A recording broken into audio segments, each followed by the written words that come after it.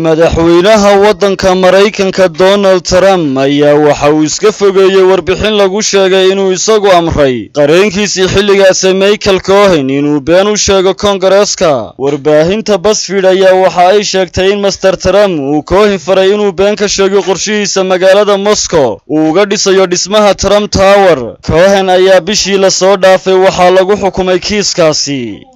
Mr. Trump ayaa waxa uu sheegay in qareenkaasi uu been ka sheegay mashruucii uu ka fulinayay magaalada Moscow si uu hoos ugu dhigo waqtiga uu xabsiga ku qaadanayo. Siyaasiyiinta xisbiga dimuqraadiga waxa ay sheegayaan inay baari doonaan eedaha lagu daabacay warbaahinta BuzzFeed. Warbaahinta BuzzFeed ayaa waxa ay sheegaysaa in warbixinteedu ay ku salaysan tahay markhaati kac ay ka sameeyeen laba askari oo arrintaasi baarayay. Warbixinta ayaa waxa ay sheegaysaa in madaxweyne Trump 10 jeer xog shakhsiyadeed oo ku saabsan qorshaha uu dhismo uga dhisayo magaalada Moscow uu ka helay Mr. Cohen xilligaas oo Trump uu diiday inuu wax xiriir ganacsi la leeyahay waddanka Ruushka. Gabadha uu dhalay madaxweynuhu oo lagu magacaabo Ivanka Trump iyo wiilkiisa Donald Jr. ayaa sidoo kale xogta ugu dambeysay la siiyay sida warbixintaasi lagu sheegay.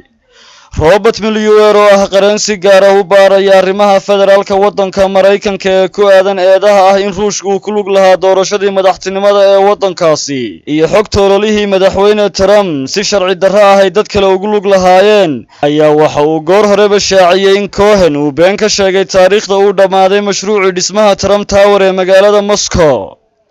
Mr. Cohen ayaa waxa uu Kongareeska u sheegay in wadahadallada qorshahaasi ay dhaceen intii u dhaxaysay bishii Disembar ee 2015 iyo weliba bishii Janaayo ee 2016.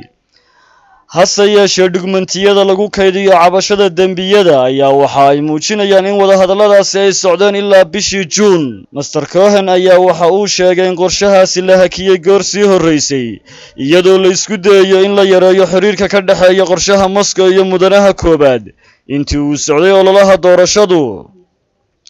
Mudanaha koobaad ayuu Cohen goor sii horeysay waxa uu ku tilmaamay inuu yahay madaxweyne Trump.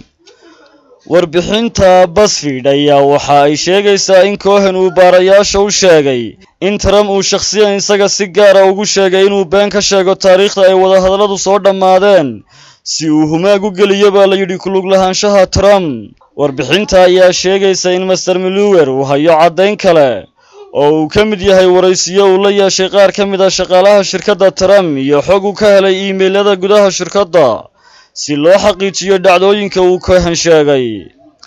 Warbixinta ayaa sidoo kale sheegaysa in madaxweyne Trump uu Cohen ku dhiirigeliyay inuu qorsheeyo safar uu kula kulmo madaxweynaha waddankaasi Ruushka Vladimir Putin intii uu socday ololaha doorashadu. Saciid Axmed Tamriise, wararka telefishinka caalamiga ah Star.